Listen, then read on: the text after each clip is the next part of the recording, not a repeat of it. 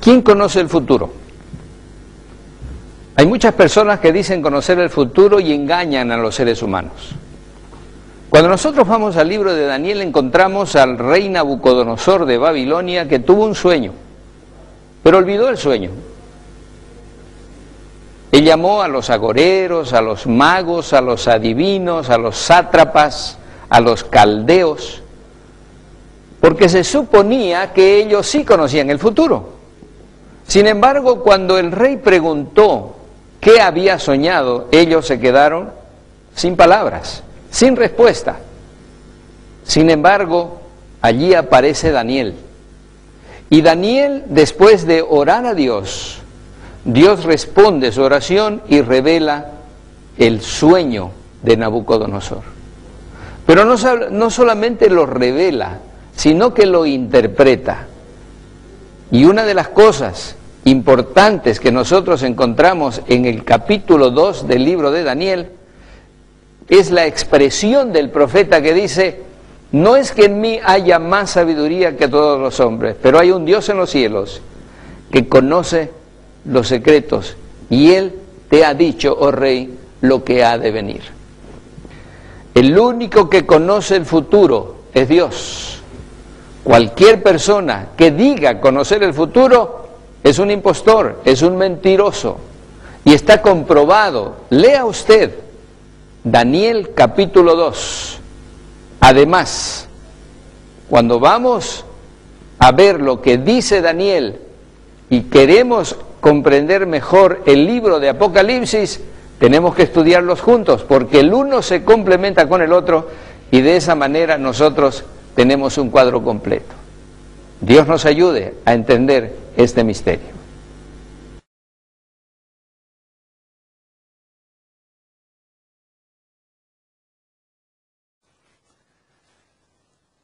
En el 539 a.C. hasta el 331 a.C., el siguiente reino que gobernará la tierra, los medos persas, vinieron a continuar después de Babilonia. En Daniel capítulo 2, versículo 39, leemos acerca de este reino. Después de ti se levantará otro reino, y luego un tercer reino de bronce, el cual dominará sobre la tierra. Ese es el siguiente. Estuve persuadido de que no había nación, ciudad o personas donde su nombre no alcanzara. Me parece que hubo de haber una mano divina dirigiendo ambos su nacimiento y acciones. Librería Histórica, libro 16, capítulo 12. Entonces la Biblia describe el levantamiento del imperio de los medos persas y su caída delante de este poderoso rey Alejandro el Magno, quien destruiría este ejército. Sabía que Alejandro derrotó a los medos persas con un ejército de solo 45,000 soldados, y los medos persas tenían un ejército de 1,000,000 de soldados. Él los aplastó. Él era un gran estratega y sabía exactamente lo que estaba haciendo. Así que el imperio griego siguió después del imperio medo-persa. Y el imperio de los medo-persas añadió a la región de Babilonia. Tomó la región de Babilonia, la refinó en el sistema mitraico, el cual se pasó a la siguiente generación, y el mitraísmo luego reaparece más tarde en prominencia dentro de la religión de la élite de Roma. Historia muy interesante. Pero la filosofía de los griegos es la gran fundación para muchas filosofías en el mundo hoy. Entonces los griegos siguen después del imperio de los medo-persas. Finalmente, después del imperio griego, Daniel 2:40, y el cuarto reino será fuerte como el hierro. Ahora, si miramos a los soldados, a cómo estaban en los días antiguos, Grecia y Roma, son una comparación muy interesante. Aquí está la armadura de los soldados griegos. Note que son de bronce. Esa es su armadura, usaban bronce. Y luego vino el soldado romano. Aquí hay un legionario romano. ¿Y cuál era su armadura? Hierro. ¿No es interesante? Hasta este simbolismo es fascinante. Entonces cambiamos de bronce a hierro y el legionario tenía una armadura fantástica. Tenía este pequeño cinturón aquí en el frente para proteger, y el escudo que protegía a los soldados, y los hombros de los soldados. Y esta es una espada corta y gruesa. Eran una fuerza tremenda los soldados. Y por supuesto el poder de Roma no tenía igual. El hierro es más duro que el bronce y Roma era poderosa, más poderosa que los griegos. Aquí hay algunas de las ruinas del Imperio Romano. El cuarto reino será fuerte como el hierro, y como el hierro desmenuza y rompe todas las cosas, así él lo desmenuzará y lo quebrará todo. Daniel 2:40. Entonces, ese es un reino cruel.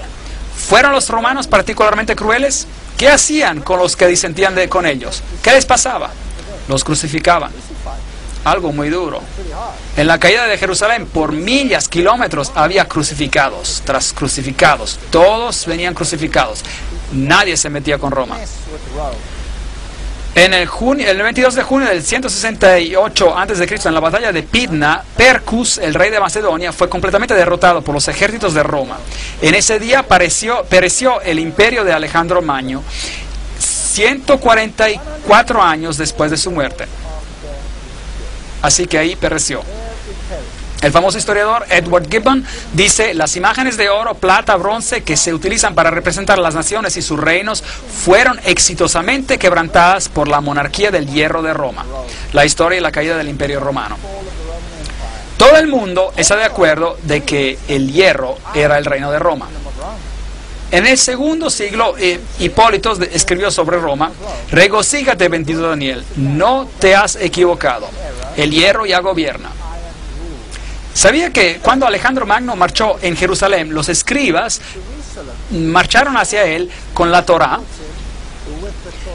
y le dijeron: tú gobernarás, dice Daniel, tú conquistarás? Y por eso Alejandro no destruyó a Jerusalén, pero simplemente la incorporó.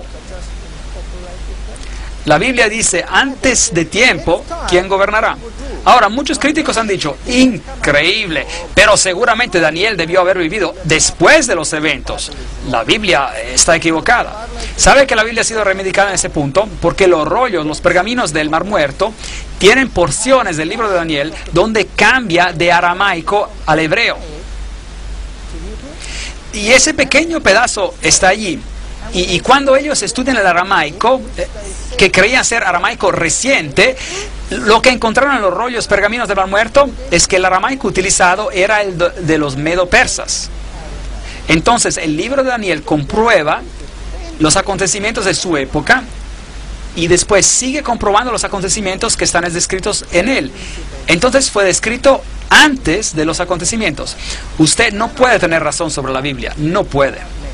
Entonces, este gran poder de Roma vino a destruir. El historiador Charles Rowling dice, ellos, los romanos, tomaron indistintamente todas las provincias y reinos y extendieron su imperio sobre todas las naciones. En una palabra, ellos empezaron su expansión sin ponerse límites. Los únicos límites eran los desiertos y mares que no les permitían pasar. Historia Antigua, volumen 4, 79. Entonces, desde el 168 a.C. hasta el 476 después de Cristo, Roma, la monarquía de hierro, gobernó suprema. Ahora, hay dos piernas de hierro. Eso es interesante.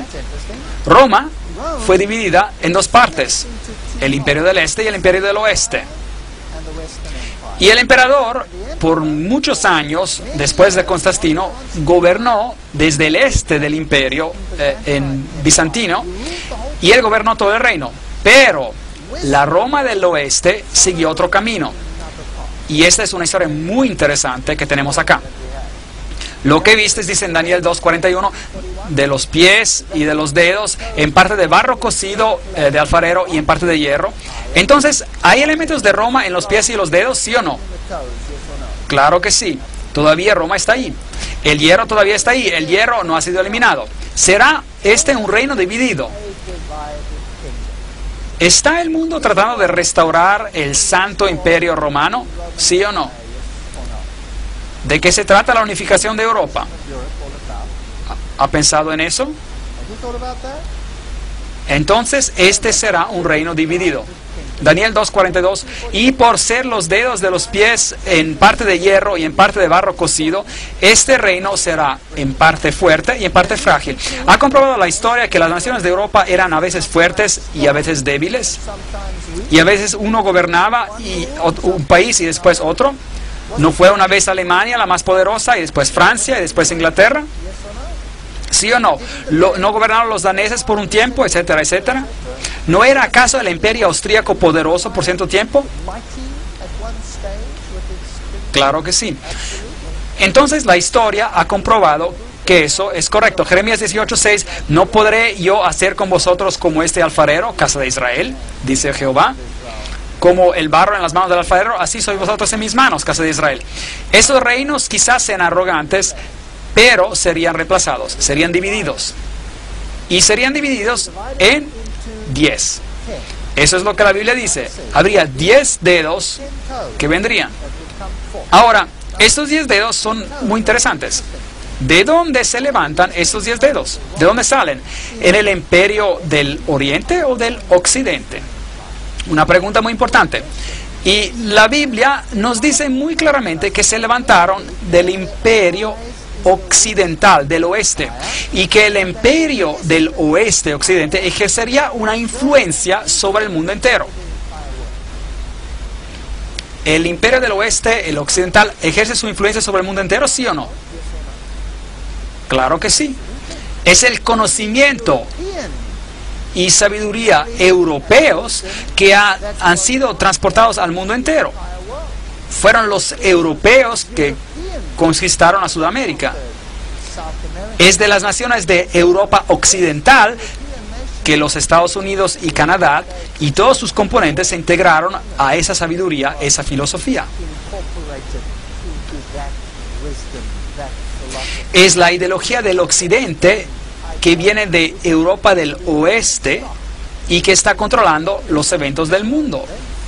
Las superpotencias de hoy, todas pueden comprobar sus orígenes filosóficas a Europa occidental. Entonces, ¿quiénes son estos anglosajones, los francos y los alamanes y los lombardos y los ostrogodos y los érolos, los burgundios, los visigodos, los suevos y los vandales? ¿Quiénes son? Entonces, esta es la división del imperio de Europa occidental, y note que hay una nación muy interesante por aquí, la cual ahora es escondida como los ostrogodos, y luego hay otra nación por aquí, la cual es conocida como los visigodos. Había los burgundos y había los francos, y los anglosajones y los francos y los romanos tuvieron una alianza muy fuerte en una etapa de la historia. Los ostrogodos y los visigodos tenían una religión un poco diferente que el resto de Europa. Y hubo muchas guerras que fueron peleadas sobre este asunto. Entonces los alamanes hoy son los alemanes, Los alemanes son los remanentes de los alemanes, los suizos son los burgundios, los franceses son los francos, los italianos son los lombardos, los ingleses son los sajones, los portugueses son los suevos, los españoles son los visigodos. Pero tres de ellos, los héroes